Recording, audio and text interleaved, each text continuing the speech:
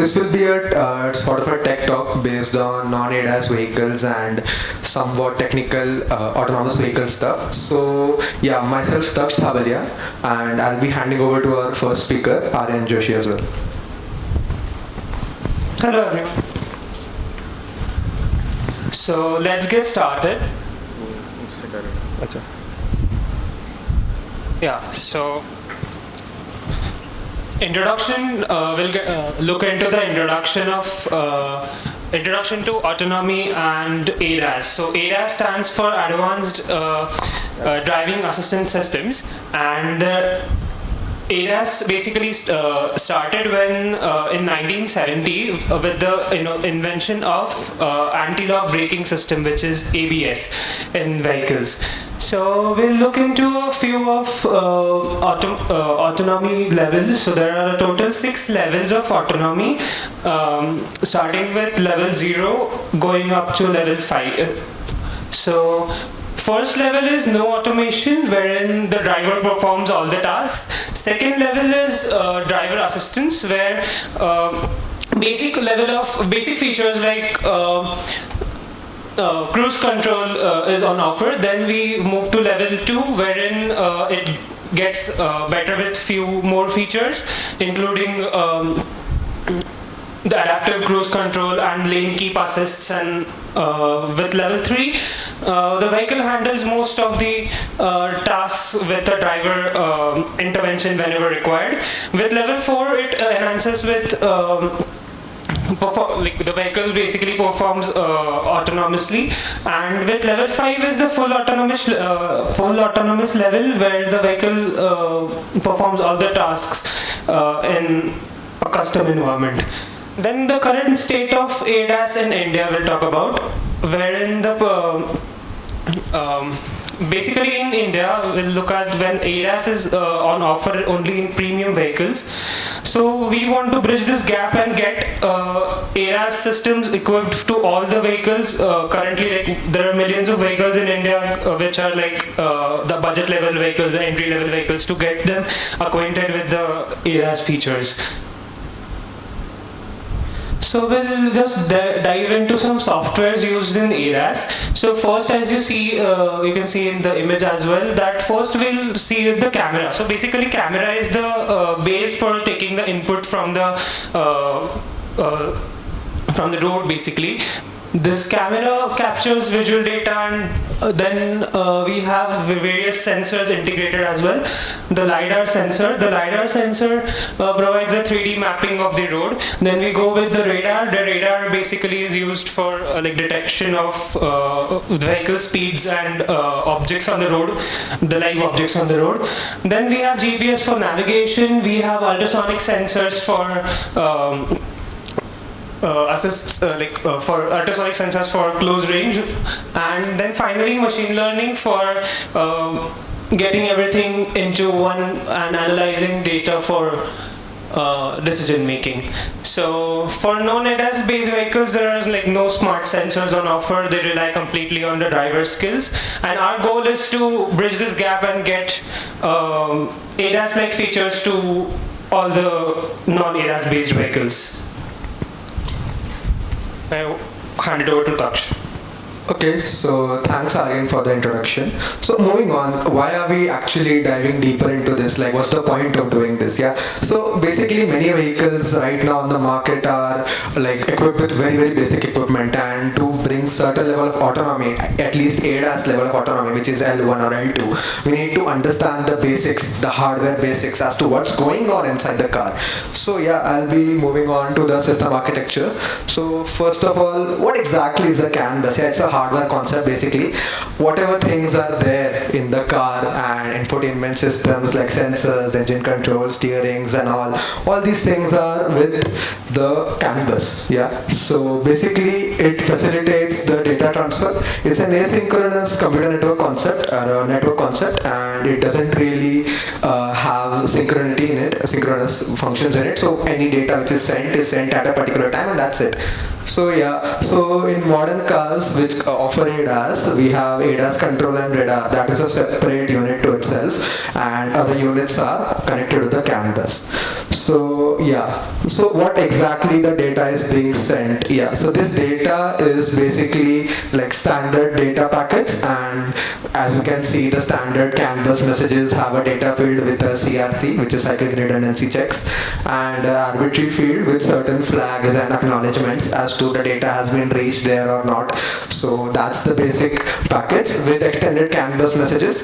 In certain modern cars as well right now, CANBUS is the industry standard because it's easy to maintain and easy to use. Initially it was used for diagnostics, कि as to car में what is going wrong, so we can identify the problem. So if we can identify the problem, it's easier for the engineer as well as for the technician to change and equip the car with new sensors and products that are used. So this is our giant system architecture which we propose. Okay, so let's break this down into smaller chunks, and again, to refresh, we are going to make non-ADAS supported vehicles actually work on certain level of autonomy, preferably L1 or L2. So if you can see, I'll just stand over here. So if you can see the top module, it's basically the car. Okay, dumbed down, it's the car and all the CANBUS is there. In the middle part you can see signal sniffing. Okay, so in the giant network we need to intercept it to at least find out what is going on inside the car, what signals are being sent and what signals are being received, be it the ECU or be it the infotainment system. So that's the first module with peripherals, car controls, infra controls. And next it will go to the OBD. OBD is basically over-the-board diagnostics. It's a small port beneath your steering wheel where the technician just puts his device in and you can see what's going on with the car in a human interpreted language. Okay, so when we come to this part of the whole thing, we have the top module in the ingestion and computational processing unit, we have a camera. Okay, so this is a camera which we are proposing to use. It's basically a mobile camera attached with LiDAR, which is optional, and it will be coming from the components in the existing ADAS systems, if at all supported. And next we have to supply the input to controls. Controls is basically a small file which we created to find out what's actually going on right now, what messages are being sent and what camera inputs are being sent at the same time. Then we have the YOLO V8 system. YOLO V8 because a larger support basis for there, but now as the infrastructure goes, we are going to migrate to other YOLO versions as well. Okay, so camera segment output is basically YOLO V8 classifying what all things are there, be it some sort of a rock or pedestrian or anything, being an object detection system as it is. Then we have a reinforcement learning sector where we'll elaborate more on it. Then we have a decision box. Then we go to signals. Signals is basically to generate these CANBUS messages which will be sent and intercepted and being sent by us. It's a third party thing. So generation, verification, embeddings and safety for these things. Then we have values which are basically throttle values, braking values and steering values which are required to actually work on the car. Next we have to use the CANBUS harness which is basically there in your ECU. So tap into the ECU and just send these signals. It sounds easy on paper but it's not. So we are just looking into that. Then we have the whole pipeline as to what is going on the software side. So first is the data collection. Again, it's a repetition of the software model on the top. So YOLO V8 detection, then we have feature processing, and then we have the reinforcement learning, decision making, vehicle control and continuous learning. So I'll talk a little more on the reinforcement learning side. Okay, so basically reinforcement learning has a reward function, as you know, for a cost function. So the reward is basically how well your model does for a particular given scenario. So this is the first out of 3 slides. The first reward function component will be the car to yaw ratio, car yaw to road ratio. So this is basically a theta angle, which is deviation from the expected path to the current path. This is basically calculated and it has been scaled to cos. Cos is basically if the model is going, the actual actor or the car is going somewhere perpendicular, it is going to be given a negative, a negative reward, and it's going opposite, it will go negative, and be it a different direction as well, it will produce the same reward. Next will be the deviation from the expected path. Basically it's Euclidean distance basically, and it is scaled to modulus d, because we don't really care if it's at the left or the right, we just need to know it's a positive value, so we can punish the model for deviating from the path. Then we have the collision. Basically, collision is if it's interacting with something third party which you don't want to, basically just say ki bhai thuk mat jana, basically. Then we have a concussion of these three, R1, R2, R3, and we get the last reward function, which is our proposed reward function, which we are going to use in our next model. Okay, so I'll hand over to Samanyu, and he'll be talking about the safety part of the project. Thank you. Yeah, so moving on to safety. Now, safety is one of the main important features as to why we started this project. And just to recap, what non-ADAS means is, if you were to take an example, let's say the old Santros that you see on the streets, or maybe the old Wagonars, example like that.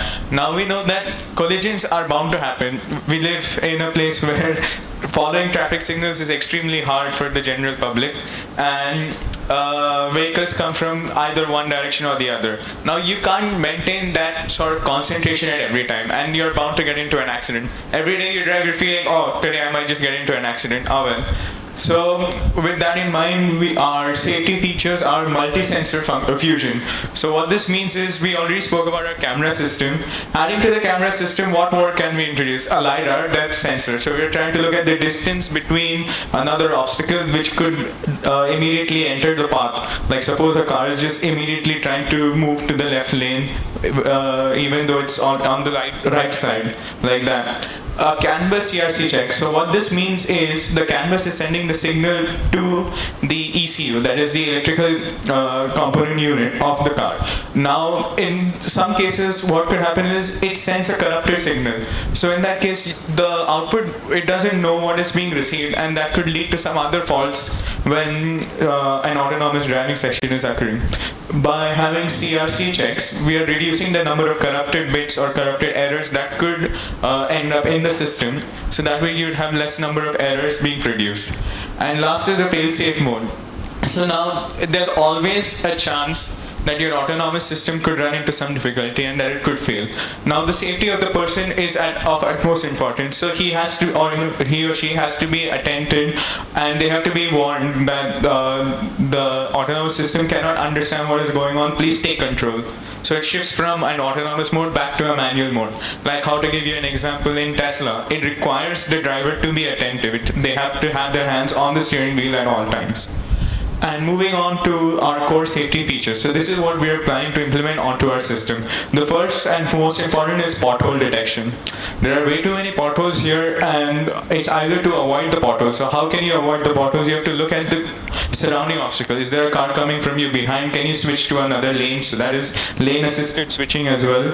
Then can you slow down to minimize the impact of you going over a pothole or going over a speed bump?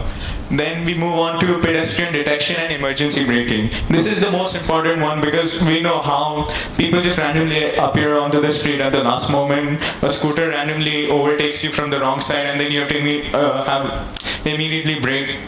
With that in mind, we have to try and implement pedestrian detection and emergency braking. Next is actually following traffic rules, braking at red lights, and being in the same lane. Now, if you want to stay in this middle lane, it will keep you in the middle lane. If it knows that you're going to move or take a U-turn, it will keep you towards the right lane. We don't want to be one of the people causing traffic jams later on.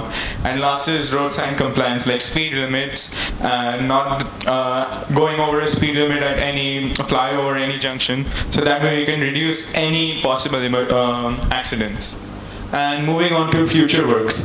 So if we can implement this non-ADAS system in a 2009 in an old car, we can move on to other vehicles. So let's say trucks, tempos, buses, so on, because these are the ones which you sort of see in the newspaper more that have run into accidents. Like, I think just recently there was one where a truck lost control because it could not handle the braking and caused another collision with a car. And moving on to that, there's ECU sniffing. So that means we're trying to read more raw signals from the electrical control unit. So maybe if there's some kind of brake failure or there's some other failure in your car that you wouldn't come to know, the system could indicate that there's some sort of failure, there's some error going on. Then there's a signal mapping database. So what this means is, from whatever data it has collected, it will continue to learn again and again and improve the responses that it gets, which is a reinforcement learning and pattern recognition. So it already knows that such an accident has happened. Can I avoid it this time? Yes, it can. So it will use whatever data it has collected, and it will improve its responses about how it approaches these situations. Continuing on is model improvement, which is like how we said, switching to a better YOLO model. So maybe YOLO V11, YOLO V12, once that has reached a higher training accuracy. So because that would reduce latency, improve results, give us better results overall. Collaborating with fleet operators, which this means is having more AI agents working for different tasks at the same time. And along with that is other features like collision detection, collision algorithms, and exploring vehicle-to-everything communication. So can we communicate across multiple autonomous vehicles for a more safer or more secure transport? I'd like to ask Aaryan to conclude. Thank you very much. So let's conclude, and basically the overall idea of this is to bridge the gap between the expensive ADAS systems and make it affordable for everyone, and to fit it in the millions of non-ADAS based vehicles running now in India. By combining machine learning, CANBUS control, and users contributed data, our goal is to offer a cost-effective, scalable way to make Indian roads safer and smarter. So this will contribute to a safer driving culture, reducing accidents, reducing road rages and accidental deaths as well. So as it is said by Mary Berra, CEO of General Motors, autonomous vehicles will completely transform how we move, work and live. So with that vision, we would like to conclude this talk, and thank you everyone for your time. Completely open to questions as well. Yeah, we are now open to questions. Please.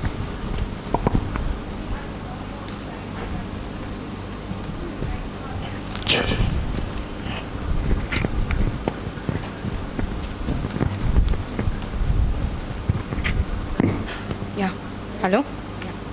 So previously you have a slide about safety checks and all, where you were considering about potholes, pedestrians and other points. But also when we consider about Indian scenario, where we have mostly seen the two-wheeler bikers or riders, they don't use sometimes indication, they use their hand signs. So have you considered this point about this? Yeah, we have thought about this, and basically we are using a sensor fusion sort of an approach. So rather than only relying on cameras, right, we need to use the existing infra, and we need to use just like a rear view mirror ke time pe we have a braking ke liye there's a noise coming turn, and then it extends when you are very close. So we need to tap into the sensors and to see where they are coming from. And if we are taking a left, suppose we are taking a left and there is a pedestrian or anyone coming, so we need to use those sensors and we need to tap into that. So we need to avoid these accidents. And of course you raise a very valid point ki we don't really know how Indian people drive, as we know. So yeah, I would like to expand more on that ki yeah, we do not know really how to drive, but our main first motive will be to have this system run on a highway, right? Our initial step will be to go into a highway or a scenario where there are not many people at a concurrent time, and then we'll expand more on your ideas as well. Of course that's a valid point, but we are not that experts in this thing.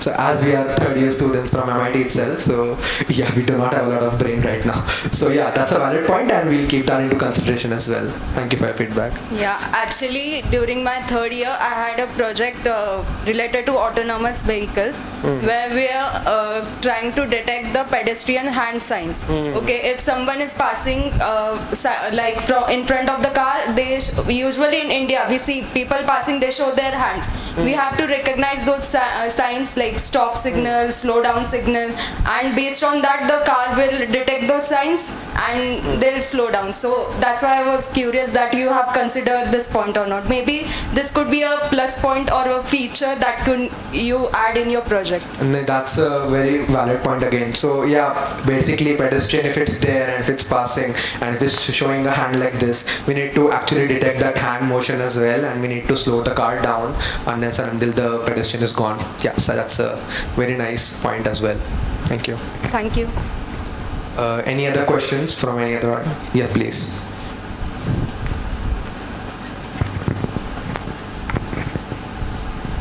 I think we'll take the questions offline if there are any more, because Sure, the sure. time is up. Yeah, I'll just hand over the mic.